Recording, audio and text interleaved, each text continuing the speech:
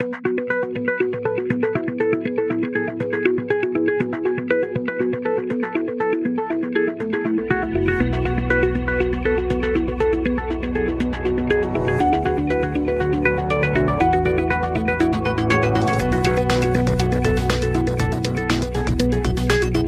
dia, pessoal.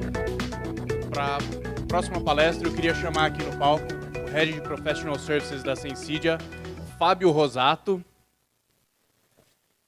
E eu queria chamar o especialista em APIs também, Mário Mancuso.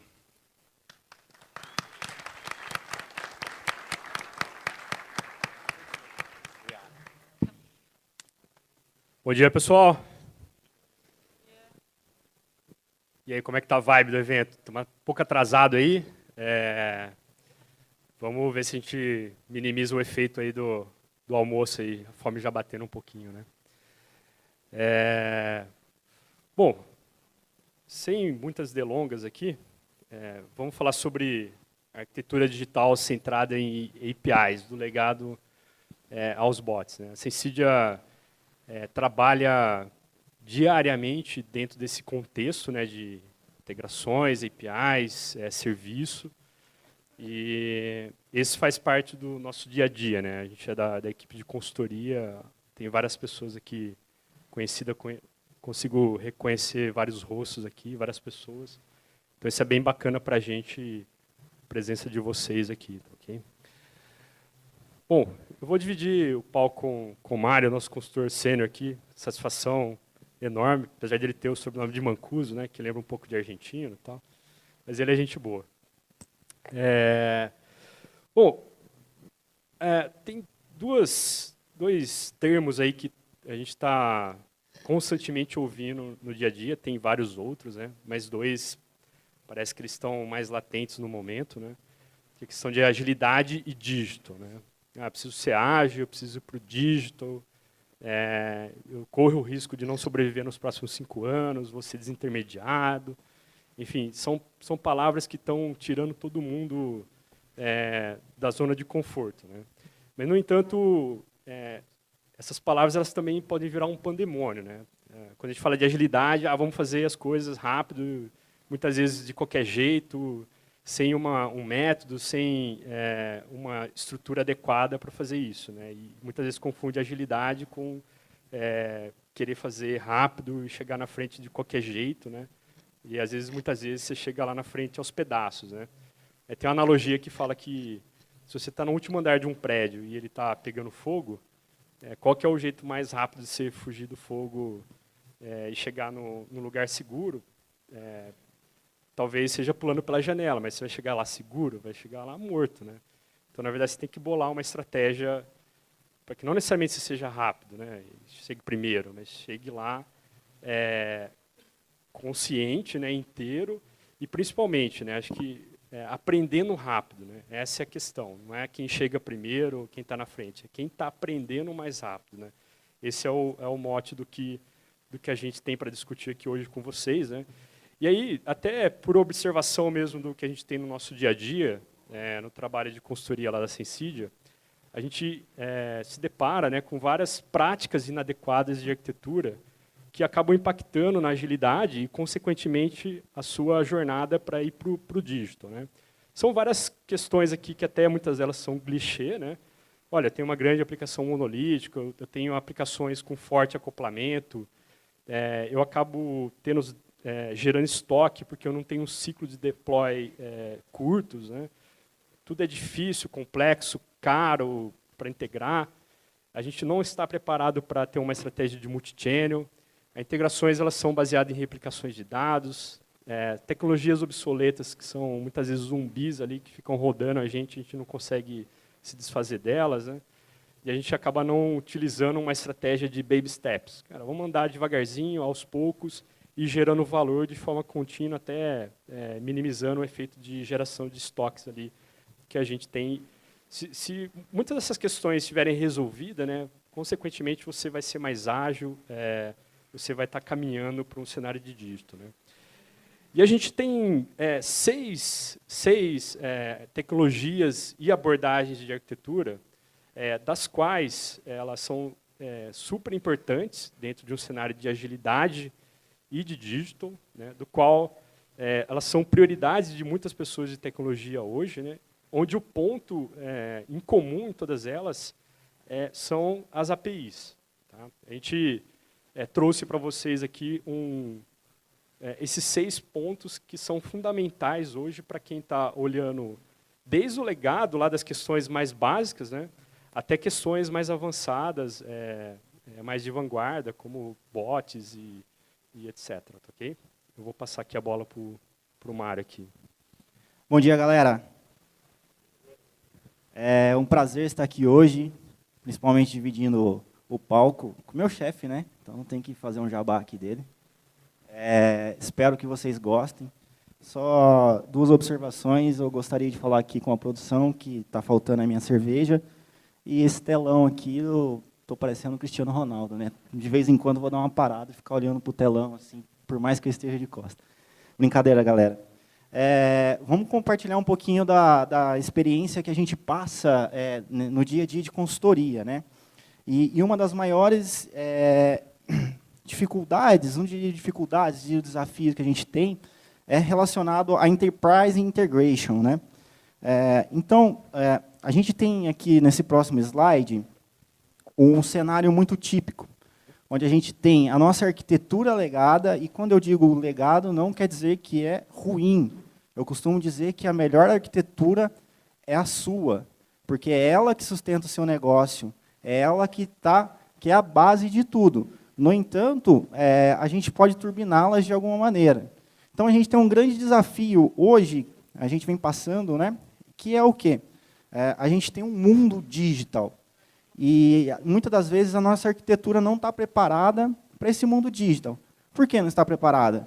Porque foi uma arquitetura que foi planejada lá atrás não se falava em digital, mas, querendo ou não, a gente não vai pegar tudo que a gente fez hoje e jogar no lixo e começar do zero pensando em digital.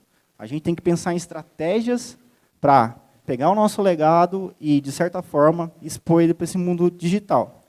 Então, nesse slide, a gente vê que tem uma barreira muito grande, né? O desafio é pegar o nosso legado com protocolos de comunicação, às vezes, que dificulta, né, a gente atingir o digital. E aí, o que a Synsidia está fazendo, né, uma abordagem que a gente costuma fazer, a primeira delas é colocando um gateway de API, para expor a nossa informação para o mundo, para expor a nossa informação de uma maneira legal, para expor essa informação de uma maneira que vários dispositivos e coisas se conectam ao nosso negócio. Mas mesmo colocando um gateway, às vezes ele por si só não resolve. Ainda tem uma barreira entre o gateway e o legado. E aí a gente está levando uma abordagem de construir uma camada, né, uma camada arquitetural, que a gente chama de API Front. Essa camada nada mais é do que uma camada que vai habilitar o nosso back-end, seja ele qual forma ele estiver, pode estar no mainframe, pode estar com aplicações JEE legadas, pode ser um banco de dados, enfim, pode ser qualquer coisa, que através dessa camada de API Front, a gente habilita ela para ser acoplada ao nosso gateway. Basicamente, essa camada de API Front, ela tem 2 camadas lógicas, né? A primeira que é o API Facade, né, que ela vai fazer essa habilitação. Na maioria das vezes a gente pode construir ali um connector para conversar com o mainframe ou construir ali um utilitário para comunicar com o COBOL, enfim. E essa camada de mediação, que na maioria das vezes a gente tem que compor alguma coisa ali, então ela faz essa mediação. Não necessariamente são 2 camadas físicas. Na maioria das vezes são camadas lógicas. E aí pode surgir a seguinte pergunta: pô, mas se eu estou colocando essa camada, esse API Front, já estou expondo a minha informação de uma maneira legal, em formato de APIs, por que eu vou ter um gateway em cima? Essa camada de API Front ela tem que ser simples. Ela não pode ser um gargalo na sua arquitetura. E eu sabendo que eu tenho ferramentas de gateway que eu consiga não me preocupar com alguns requisitos não funcionais, por que eu vou levar esses requisitos não funcionais para dentro do meu front? Um dos grandes requisitos não funcionais é segurança. Se eu tenho esse requisito não funcional num gateway, simplesmente eu uso o gateway e separo as responsabilidades. Meu front é basicamente para habilitar e meu gateway está ali para complementar esse front, colocando alguns requisitos não funcionais. E aí, se vocês repararem, né, nessa imagem, a gente tem um legado, né, na horizontal e a gente tem aí uma camada de API front que é do tamanho do nosso legado, né? Isso funciona, legal, bacana, a gente está habilitando. No entanto, a gente tentou unir um pouco dois conceitos aí, né? De API front com microserviço. O que é isso? Ao invés de eu construir meu API front do tamanho do meu legado, eu quebro esse meu API front em responsabilidade de negócio, assim como um microserviço. Então, eu tenho micro camadas de API front. Qual que é o ganho disso? Não vai ser um microserviço, obviamente que não, porque ele vai ter uma dependência muito forte com o meu legado ainda, ele vai depender do meu legado, mas eu consigo, de certa forma, mitigar alguns problemas. Por exemplo, se eu dividir isso em micro API fronts, se amanhã ou depois tal informação eu não quero expor mais, eu simplesmente desligo aquele micro API front e toda a minha camada de front ali continua rodando. Esse é um dos exemplos. Mas o que eu mais gosto dessa abordagem é que, a partir do momento que eu quebrei ela em micro API fronts, eu já estou ali, de certa forma, drivando o meu legado no que se pode transformar ele depois em uma arquitetura de microserviço. Então, assim, se eu estiver pensando amanhã ou depois em transformar a minha arquitetura legado em uma arquitetura de microserviço, eu já vou ter exatamente aonde eu tenho que quebrar a minha arquitetura legado.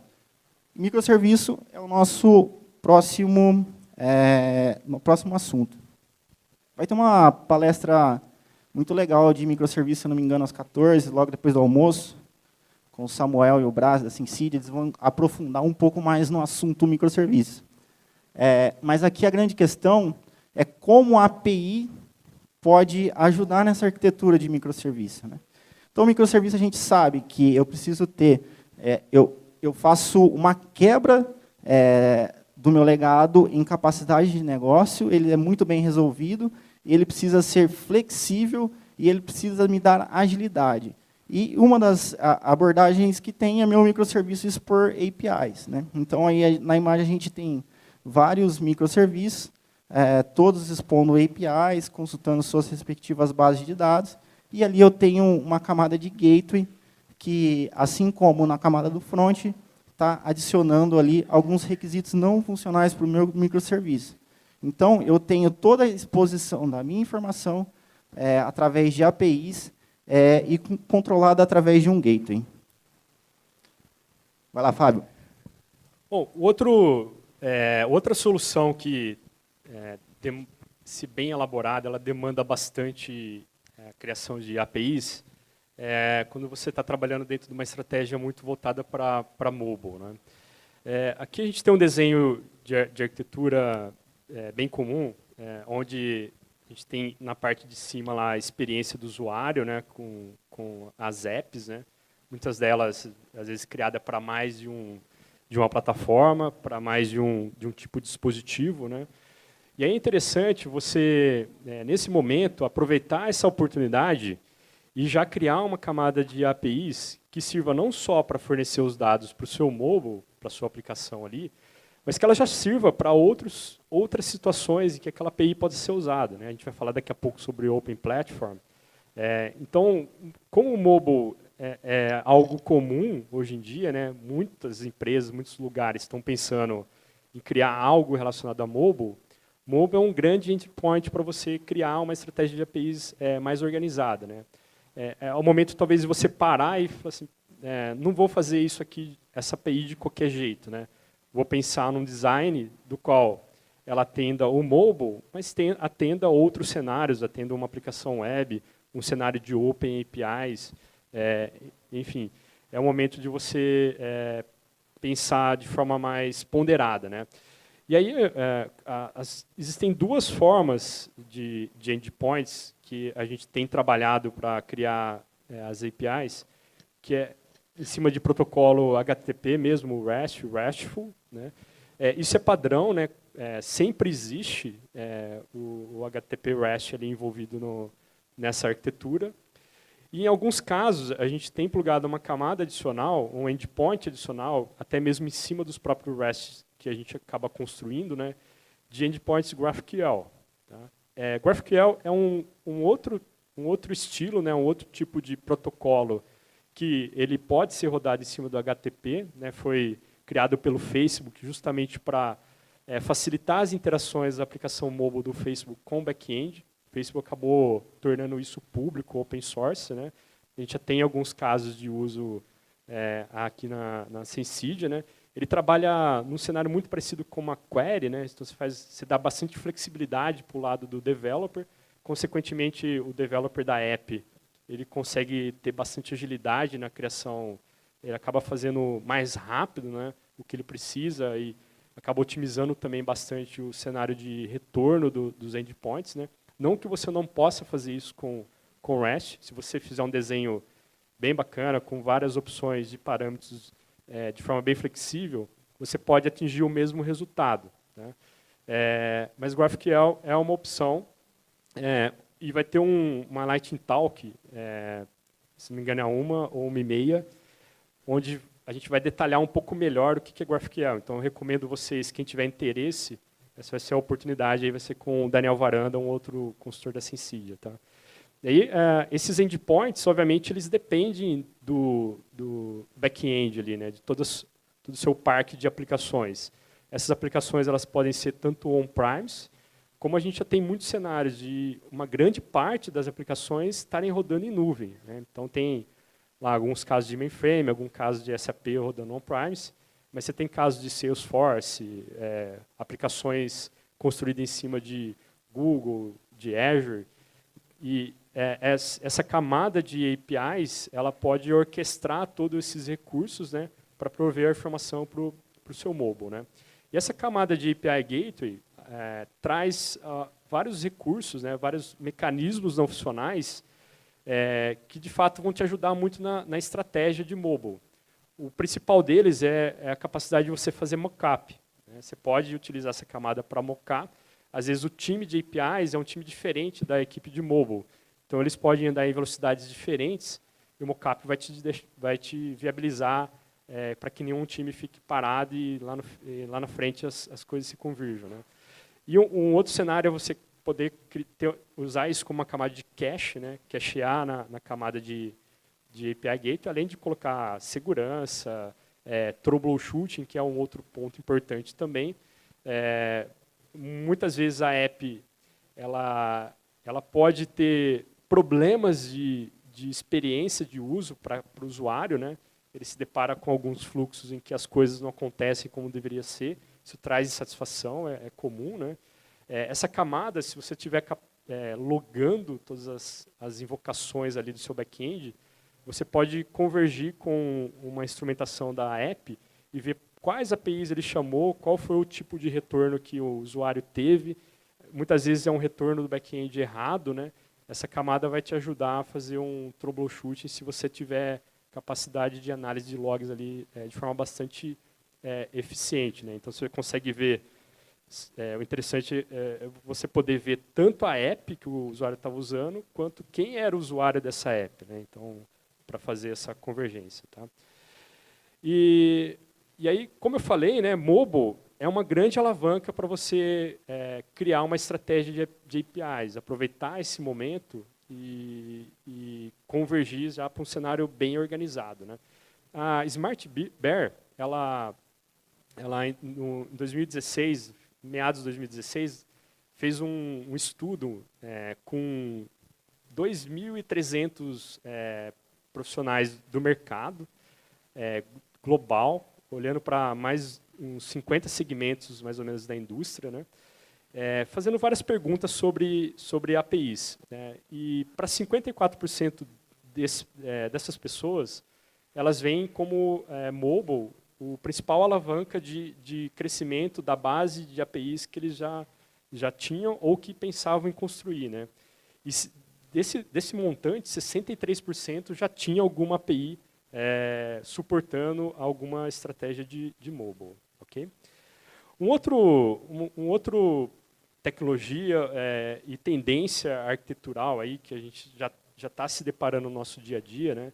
As coisas estavam se arrastando um pouco mais, mas agora ela começa a tornar bastante realidade, é o cenário de Internet of Things, né? A gente tem alguns exemplos interessantes. Aqui no Brasil, a parte de agro é um cenário bem fértil para esse tipo de arquitetura, né?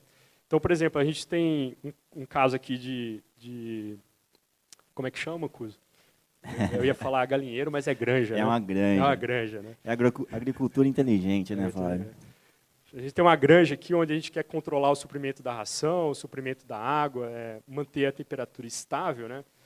Esse é um cenário bastante interessante de compor a solução com sensores, né, para ver a temperatura, para controle do clima ali, de como está aquele ambiente, como é que está o consumo de energia, né? E para quem está administrando aquela granja, né, poder interagir com esses sensores, né, até de forma remota, por app. A gente tem vários exemplos, né?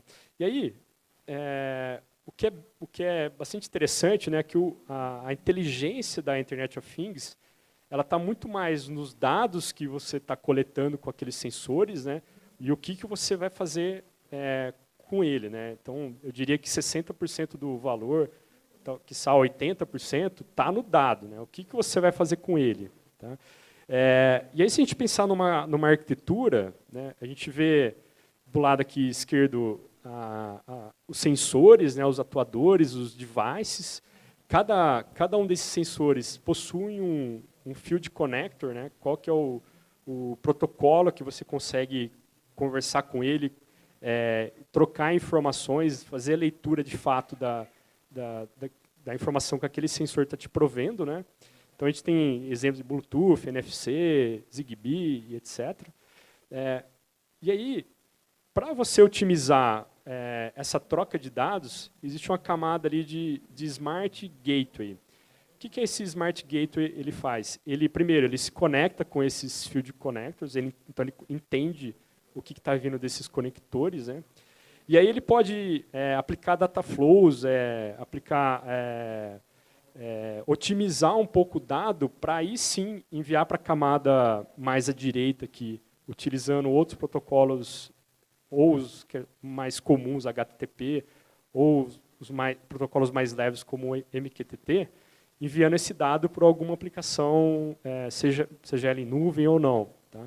Então, essa camada de Smart Gateway, por exemplo, se um sensor está todo segundo lendo a temperatura do ambiente, é interessante esse Smart Gateway não necessariamente a cada segundo enviar essa informação para a cloud, né? Ele pode só enviar alguma informação quando tiver alguma alteração. Então, ele reduz o tráfego entre os dispositivos, entre a sua aplicação que está na cloud. E há uma tendência desse Smart Gateway, ele está muito mais próximo dos sensores dos dispositivos. Se a gente for pensar num carro, por exemplo, o Smart Gateway estaria embarcado dentro de um carro. E aí, pensando que se você tiver uma comunicação remota, 3G, etc., de fato, você não pode ficar todo segundo invocando e mandando informações. Okay? E aí, pegando como base aquela mesma pesquisa da Smart Bear, daquele público, 44% acredita que a IoT é o grande alavancador de APIs nos próximos anos, né? E 21% já suporta algum tipo de API para IoT. Um outro cenário que a gente tem bastante fértil e para alguns segmentos eles estão bem à frente, para outros um pouco menos, né? O que a gente chama de Open Platform. Né? O que é o Open Platform? Né? É principalmente a gente ter serviços e dados expostos, né, disponíveis, dentro de um cenário de self-service.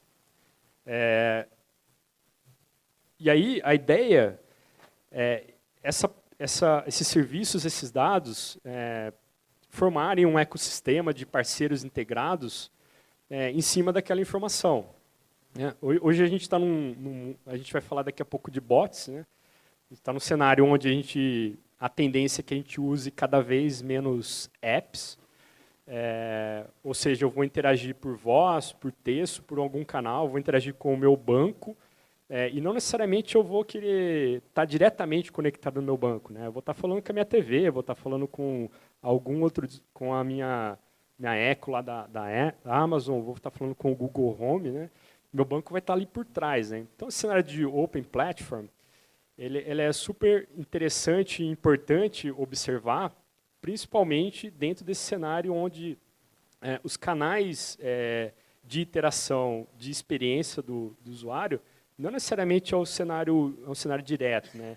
Ele é um cenário, muitas vezes, indireto. E se você não tiver a abertura dos dados, a abertura de como se conectar, esse é um jogo que você pode ficar de fora. E aí, para você ter esses blocos, né, de serviços disponíveis, self-service, ter esse ecossistema de parceiros integrados, né, a gente acredita, obviamente, né, que você precisa ter alguns processos operacionais suportando essa estratégia. Né. E aí tem algumas categorias de APIs dentro desse cenário de Open Platform. Né. Você pode começar de forma mais humilde ou mais, vamos dizer assim, sem correr grandes riscos, que a gente chama de criando as suas internal APIs. São APIs internas que podem prover funções, informações para uma experiência de usuários de apps sob o seu controle, por exemplo. Né? E aí, indo já para uma linha de Open mesmo, né? Abrindo essas APIs para um cenário de integração, por exemplo, B2B, desculpa, onde você está trazendo para dentro parceiros de negócio, né? E um cenário mais avançado mesmo de Open APIs, onde muitas vezes você não sabe, não tem controle sobre o parceiro que está se integrando ali, mas, no entanto, ele está consumindo a sua informação, o seu serviço. O que é importante destacar aqui a gente fala bastante sobre exposição de APIs. Né? Então, vamos disponibilizar APIs para Open APIs, para mobile, para IoT, etc. Há uma tendência de que, no longo prazo, você consuma mais APIs do que exponha. Okay? Então, se a gente pegar aqui do lado esquerdo, aqui, a gente tem uma camadinha de API proxy, né, onde você tem vários serviços em nuvem, que muitos deles já possuem APIs ali disponível, como Facebook, Amazon, Salesforce, Azure. Há uma tendência de que você consuma muitos serviços dessas grandes plataformas ou de cenário de aplicações SaaS mais específicos. Né? O que é importante? Essas APIs, você precisa também ter controle sobre elas. Né? Você não pode deixar que qualquer aplicação sua, qualquer desenvolvedor que vai montar uma solução, se conecte diretamente com essa API. É importante criar uma camada de controle aqui, assim como a gente tem o gateway lá de controlando as chamadas de entrada, você também tem o controle sobre as chamadas de saída. Né? Muitas vezes esses serviços às vezes são pagos, né? Aí você pode até saber qual a aplicação interna sua está chamando mais aquela API. Né? Então, ou se tiver algum problema de SLA desse provedor dessa API que você está consumindo, né, você também consegue ter controle se você estiver monitorando aqui nessa camada de API proxy. Né. Se a gente for fazer uma leitura com as outras arquiteturas que a gente mostrou, é como se fosse um gate só controlando a chamada de saída. Okay? E aí, olhando para a perspectiva de consumo da API, né, quais são... O que os consumidores, né, se você for criar uma Open Platform, expor APIs, o que eles valorizam? Né? A gente tem como base aqui o reporte da Smart Bear, mas até isso confronta com a nossa visão também na Sensidia, né? Que, primeiro, bom, o pessoal gosta de simplicidade. Então, quanto mais simples a API for, mais fácil de entender, mais fácil de consumir, mais sucesso você vai ter, mais feliz o consumidor da API vai ter. Né? A gente fala que se você tiver que explicar uma API, né, tiver que falar para alguma pessoa o que ela faz, como faz, então você não tem uma API. Rapidez, né? A API tem que ter bons tempos de resposta. Muitas vezes a gente acha, está demorando um pouco mais, um pouco menos, esse pode ser o causador de uma insatisfação. Pô, a API demora muito para responder. E a questão da confiabilidade, né? Toda vez que eu for invocar a API, eu quero que ela esteja disponível, né? Então a gente está falando bastante sobre uptime aqui. Dentro dessa estratégia, um elemento fundamental é o que a gente considera aqui como o Developer Portal, que é o portal onde você tem toda a documentação da API, quais são os recursos, quais são os dados que estão disponíveis, qual que é o roteiro que você tem que seguir para poder fazer um onboard, buscando sempre a simplicidade, né? Um ambiente de sandbox, onde eu possa testar sem precisar falar com ninguém. Eu tenho um status page falando como é que está a disponibilidade da API. Eventualmente, se eu não conseguir fazer alguma coisa, onde que eu recorro para ter um suporte de alguém, falar com alguém, né? O ideal é que não precise falar com ninguém, mas se precisar, né? Onde que eu encontro isso? Quem que vai me atender, né? Então, o relacionamento dessa Open Platform, tudo muito focado em cima de um portal onde tem a sua carinha bonitinha com suas APIs, né? Esse exemplo aqui é o portal das APIs da Cielo. Okay? E aí é uma oportunidade onde você, de novas apps nascerem dentro desse portal, consumindo as suas APIs. Né? Dali podem surgir jornadas que talvez, juntando um grupo de inovação, um grupo de pessoas, a gente não conseguiria ter clareza sobre essas jornadas. Né? Só quando a gente abre mesmo os dados, disponibiliza isso para fora, é que você vai conseguir visualizar possíveis jornadas de outras pessoas, outras cabeças estão criando. Né? Então, é uma forma de você se posicionar onde você consiga gerar mais receita, reduzir custos, prover melhores experiências para os seus clientes. Né? E aí, as práticas operacionais é justamente ter os padrões APIs, a documentação bacana, você ter uma comunidade, um gerenciamento de comunidade, fazer um marketing de procura proativa de parceiros estratégicos. Né? Não adianta você botar a API lá no portal, deixar que os developers venham. Não, você tem que fazer um trabalho ativo de busca, né, de engajamento, né, para que os developers e essas outras empresas, seus parceiros, se integrem com você. Né. Prover o suporte para onboard, fazer homologações eventualmente de uma app, seus APIs trafegam dados sensíveis, né, e aí prover a sustentação e a evolução dessas APIs ao longo do tempo. Né. Não dá para deixar ela parada lá, você tem que evoluindo, acompanhando. Okay? E aí a gente entra aqui em bots. Vamos lá. Galera, eu vou passar por uma introdução bem rapidinho aqui de bots. A intenção é mostrar onde que a API está alavancando essa tecnologia. Hoje em dia as empresas estão muito preocupadas, né, na experiência do usuário, dar a melhor experiência para o usuário. Né, porque se o usuário tiver a melhor experiência, muito provavelmente pode ser o fator de decisão para ele optar por seu negócio ou para o concorrente do seu negócio. Né? E bots, eles estão vindo aí como... Está dando uma experiência muito interessante para o usuário, uma experiência quase que natural. Então, a palavra bots, ela vem de robot, né?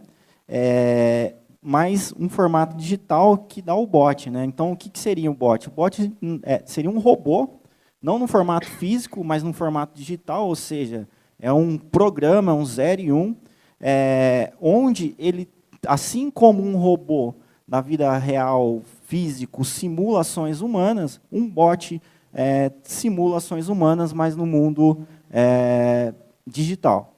Então, normalmente, um robô hoje que a gente constrói, ele está para solucionar, né, um robô físico, muitas das vezes está para solucionar processos repetitivos. Né? Se pegar uma montadora de carro, lá tem muito robô onde tem muito processo repetitivo. O robô vem, faz o processo repetitivo e libera o humano para pensar em outras coisas. Então, um bot também está indo para essa linha de raciocínio. Né?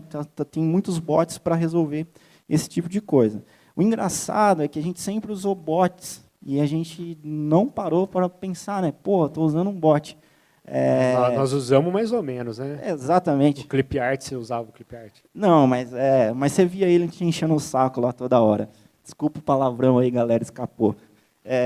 Mas, por exemplo, o clip art, o Fábio falou o clip art, né? Quem nunca, né? Bom, pelo menos a galera que usa o Office, né? Eu raramente uso o Office, mas sempre aparecia lá o clip art te dando uma sugestão, querendo falar com você de alguma maneira. Era um robô. Quem jogou Counter-Strike, por exemplo, tinha muitos bots, né? Não só nesse jogo, mas em muitos outros, tem bots pra caramba. E, de certa forma, até mesmo, por exemplo, a minha mãe, que ela é uma analfabeta digital, vamos dizer assim, de certa forma, indiretamente, ela já fez o uso de bots, né? Por exemplo, a gente tem bots que mandam spam. Tem bots que ficam vasculhando ali o que você procura na internet e, de repente, aparece na sua timeline lá do seu Facebook aquilo que você estava procurando. Por trás disso, na maioria das vezes, é um bot. O interessante é que a gente está estendendo o uso de bots hoje, né? Aí eu coloquei 2 exemplos ali, o Cortana e o Siri, né? Que são bots que, de certa maneira, é muito mais interativo do que um clip art, por exemplo, né? Então, você fala com ele, é uma linguagem totalmente diferente, totalmente natural. A gente tem vários tipos de bots, mas um que está chamando muita atenção do mercado, justamente por dar uma melhor experiência para o usuário, é os chatbots, né? Então, o chatbot nada mais é do que um bot, no entanto, você comunica com ele através de uma linguagem natural e não necessariamente você precisa ficar clicando em botões, fazendo ações. Você fala com ele, literalmente você fala, seja por voz ou seja por escrita. E teve duas tendências que alavancou muito a utilizarem chatbots, né? Uma delas foram os aplicativos de mensagem. O WhatsApp, por exemplo, né? O Slack, a gente usa o Slack pra caramba, a gente usa o Google Hangouts, a gente usa o Messenger do Facebook, a gente está a todo momento trocando informação. Muitas das pessoas aqui, eu tenho certeza que muitos aqui, enquanto estavam na palestra, receberam um WhatsApp, alguma coisa do trabalho, alguma coisa do tipo, respondeu. Né? Então, isso está alavancando a utilizar os bots. Né? E a outra questão é a facilidade que a gente tem hoje de serviços de inteligência. Né? Então, os chamados IAs. Né? Então, a gente tem várias plataformas que, de certa forma, otimiza o nosso trabalho, facilita o nosso trabalho. Não necessariamente eu preciso desenvolver a inteligência do meu bot. Eu posso simplesmente consumir um serviço que me oferece isso. Aqui tem uma frase do Zuckerberg, muito interessante. Né? Ele diz que as pessoas trocam mais mensagens do que atuam em suas redes sociais. Né? Em alguns casos, não. Eu conheço algumas pessoas viciadas em redes sociais, mas, na grande maioria das vezes, eu mando mais mensagens no WhatsApp, por exemplo, no Slack, do que eu vejo a minha timeline do Facebook, ou Twitter, ou coisa do tipo.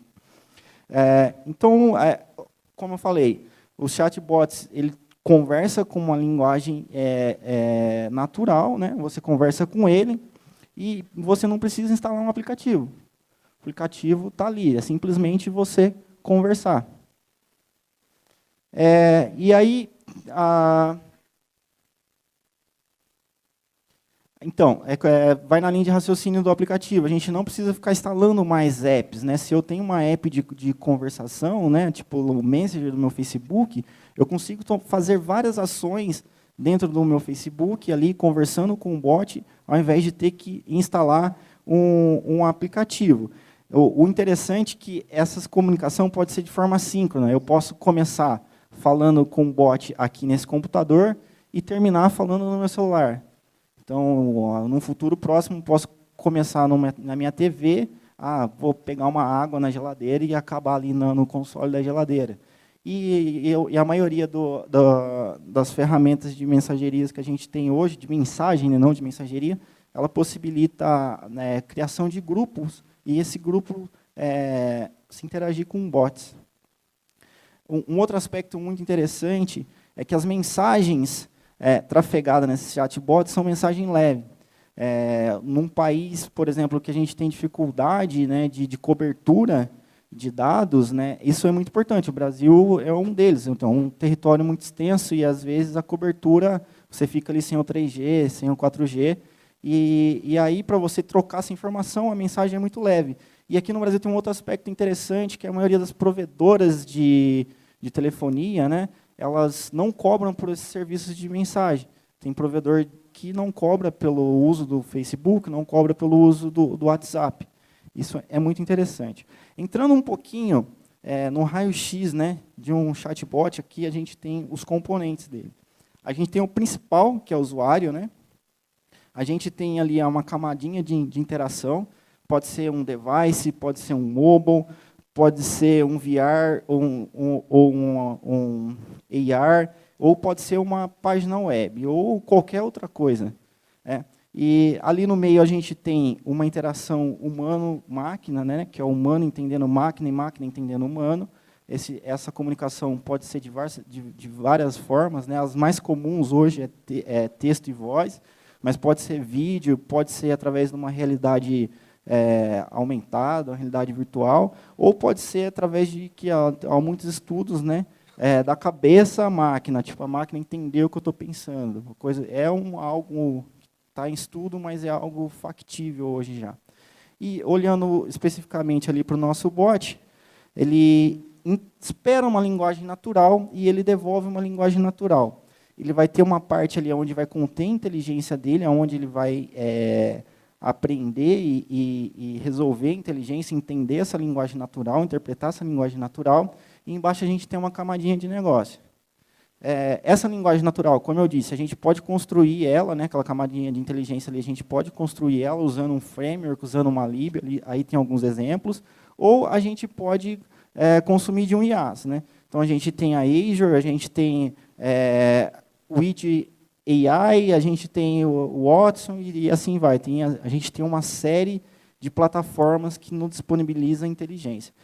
E na parte de negócio ali, eu coloquei a palavra orquestrador, mas não seria literalmente um orquestrador.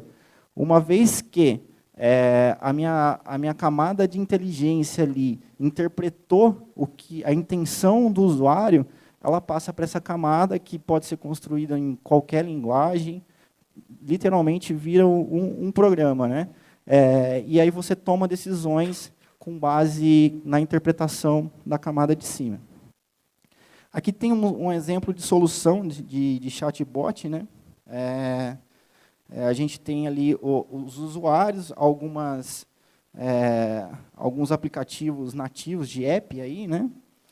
Temos o chatbot ali no meio, interpretando esses caras, e a comunicação dele está invocando algumas APIs para construir ali, dar uma melhor interação, construir o negócio que ele queira ali com esse chatbot. Eu trouxe um exemplo, e aí a gente vai fazer um Facebook aqui daqui a pouco, um exemplo de um chatbot construído pela Synsidia, que está sendo usado no workshop hands-on, né? Esse chatbot foi pensado para quê? Para melhorar a experiência do usuário, do consumidor, do cara que compra pela internet. Então, ele vai comprar pelo algum mecanismo de mensagem, né? No caso, a gente está usando o Facebook. E aí a gente está usando APIs, né, de alguns parceiros, de alguns apoiadores do evento, para construir o nosso negócio. Então, o que acontece? A gente vai ter a intenção de compra do usuário através do chatbot. O chatbot vai fazer uma pesquisa ali no Apix Store, que é um store que a gente criou com alguns produtos, né? Uma vez encontrado o produto, ele vai dar para o cara assim, pô, você quer comprar? O cara escolheu, eu quero comprar. Ele vai ter duas formas de pagamento, através do Visa Checkout ou do Cielo Lio. E uma vez que o pagamento foi efetuado, ele vai receber um SMS através da API da Zenvia no celular, falando que a compra foi efetuada com sucesso. E ali também a gente tem o It.ai, que é o nosso provedor de inteligência do nosso chatbot. Bora lá? Vamos lá. Porra, ele está com o meu Facebook aberto, cara. Pessoal, Facebook aqui agora, tá? Olha. Cara bonito, né? E quando a gente vai fazer demo, assim, sempre rola uma tensão, né?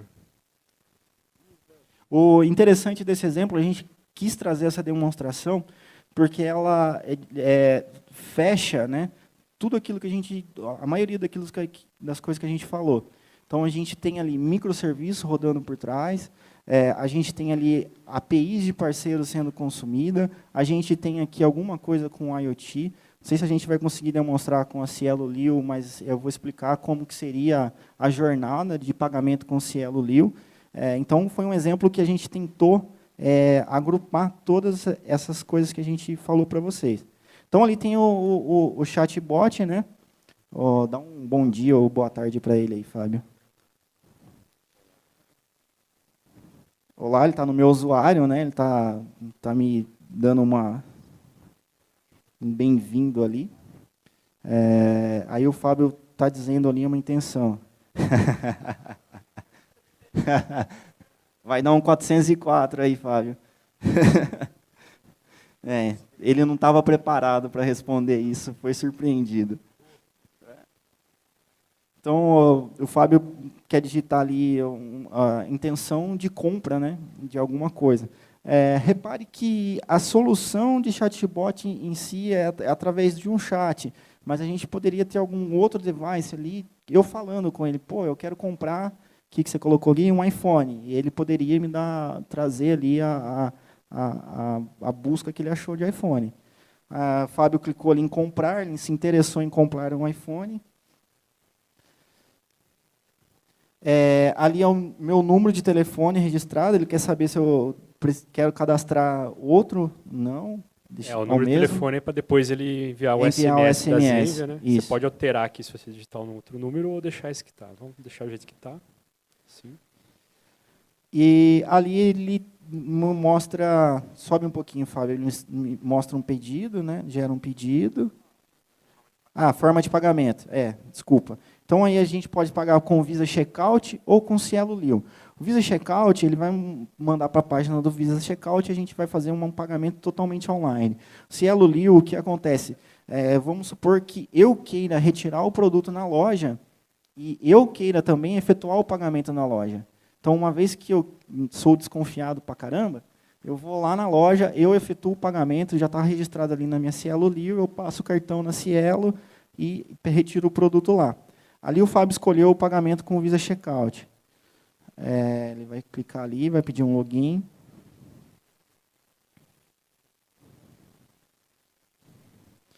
Vou pegar meu celular aqui, que vocês vão ver que eu vou receber um SMS. O cara está comprando já o terceiro iPhone hoje. Tô vendendo aí depois, galera. Tô comprando por 3 centavos. Beleza. Ele efetuou o pagamento, volta lá no bot. Ele já tem uma mensagem. Chegou um SMS. Ele efetuou o pagamento lá, falou que o pagamento foi feito e mandou um SMS para mim. Ô, Fábio, isso aí, dá um extraordinário pro bot aí. E aí eu recebi um SMS aqui no meu celular. Não sei se dá para vocês verem. Vou pegar a amostragem. Para não falar que estou mentindo. Vocês conseguem ver aí?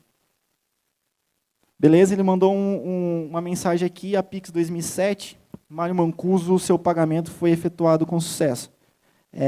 E aí fechou-se toda uma experiência, né, de compra de algum produto através de um chatbot. Você mostrou a Leo aqui? Não mostrei. Se fosse com a Leo, que é a Leo esse equipamento aqui bacana, seria numa jornada online e offline. Eu começaria aqui a compra pelo chatbot, e aí no momento de pagar, aí na Leo apareceria aqui o pedido, eu vou para a loja, né, aparece o pedido, eu coloco o cartão, digito a senha normal, tranquilo, e aí quando conclui aqui, o chatbot sabendo, já vai aparecer ali também, que foi feito com sucesso, o fluxo é o mesmo, né? A diferença é que aqui seria numa jornada, nesse exemplo, né, que a gente usou, online e offline, ok?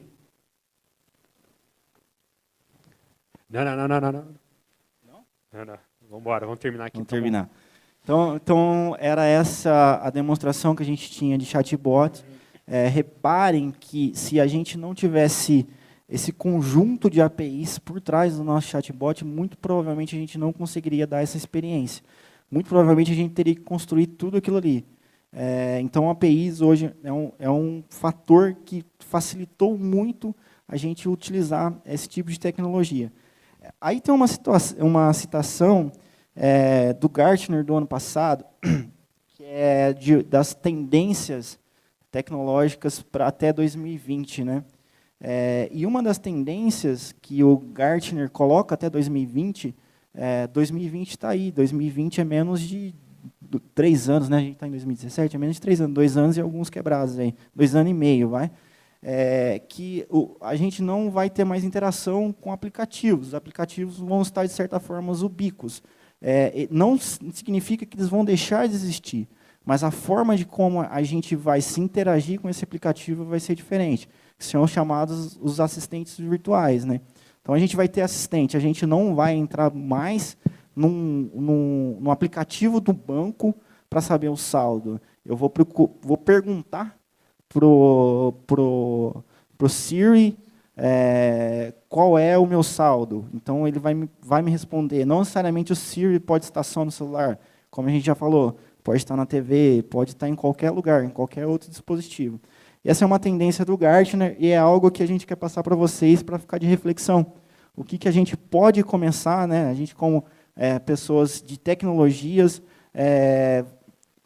na arquitetura de nossas empresas, como que a gente pode começar a pensar nisso que o Gartner falou, que muito provavelmente essa tendência será concretizada.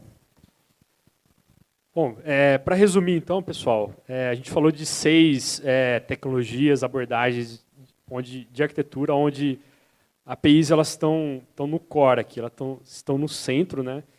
Muitas delas são fundamentais, outras mais de tendência e de inovação aí da gente avançar no digital, né? Fecha meu Facebook aí, cara. Então, Enterprise Integration, Microservice, Mobile, Internet of Things, Open Platform e bots, né? Então, se você tiver a oportunidade de criar uma API, seja ela 1, 2, para qualquer tipo de estratégia nessas tecnologias, nessas abordagens, ou em outras, né?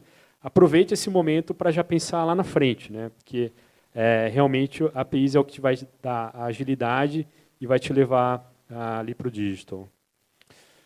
Obrigado, pessoal. Valeu, galera. Valeu. Está com a agenda corrida aqui. Acho que dá tempo de 2 perguntinhas. Beleza. Quem tem microfone aqui, além de mim?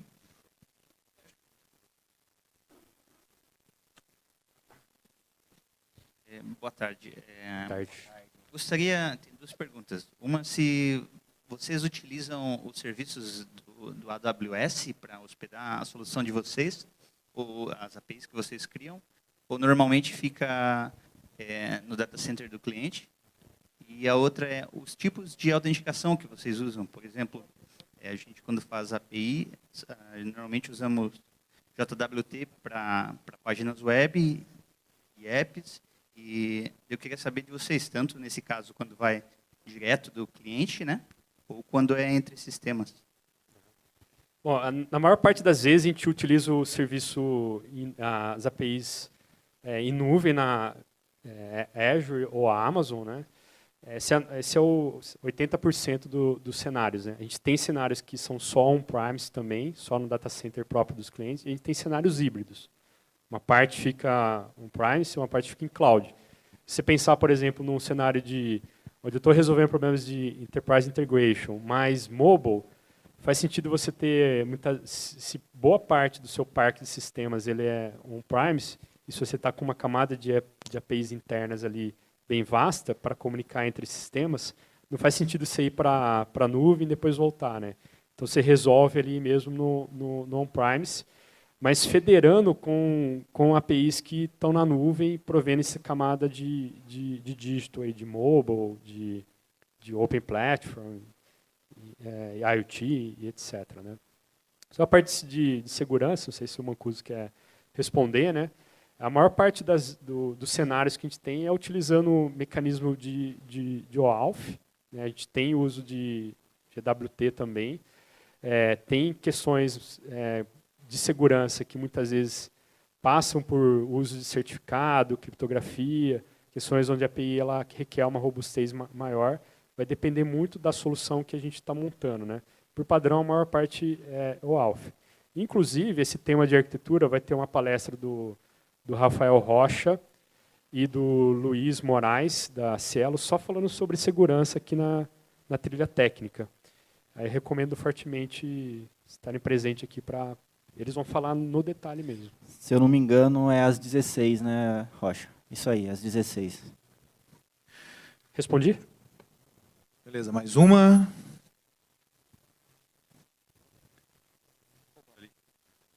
Tá, então mais duas. Viu? Uma, duas, e aí a gente tenta sair do almoço. Quer dizer, Uma coisa é os clientes fornecerem APIs para fomentar o negócio dele, impulsionar, dar visibilidade.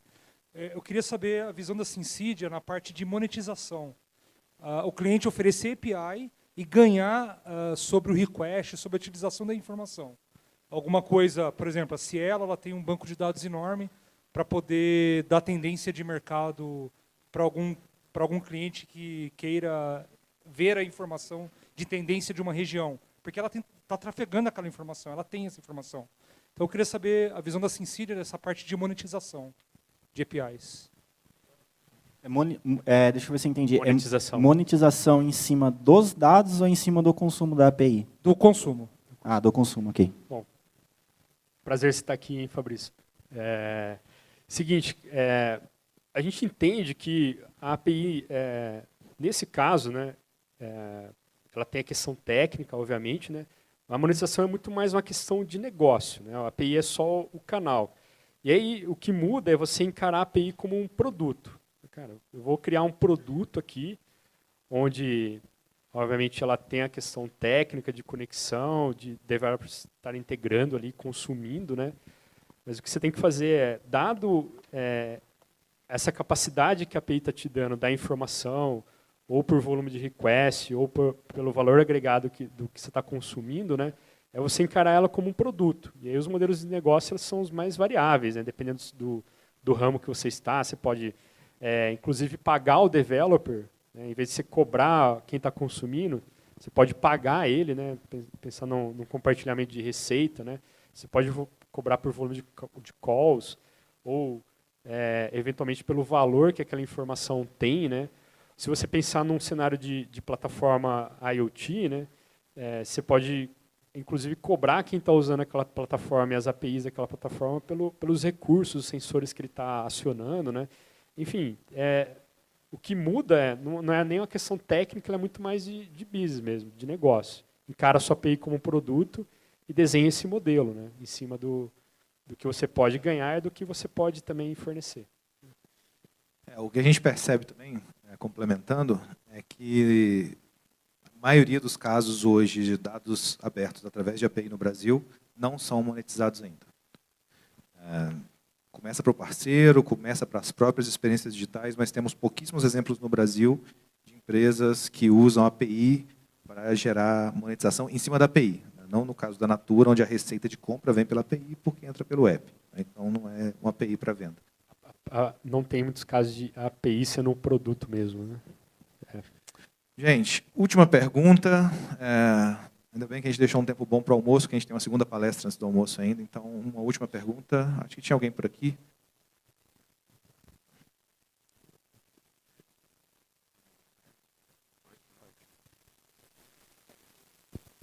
Quando você falou ali de Enterprise Integration, você citou uma estratégia de micro API front. Eu queria entender um pouquinho melhor como funciona a implementação disso, porque ele vai funcionar como uma aplicação separada que vai ter que comunicar com o legado. Como que eu implemento isso sem ter que acabar repetindo a API front no legado? Sem ter que acabar repetindo o API front no legado? Exato. Porque ele vai ser uma aplicação separada comunicando ainda com o legado. Sim. Como que ele vai comunicar com o legado sem eu ter que acabar repetindo esse API front lá dentro? O legado ele vai se manter da forma como está. A grande questão do micro API front é você habilitar ele para uma exposição de dados de um formato melhor, em formato de APIs.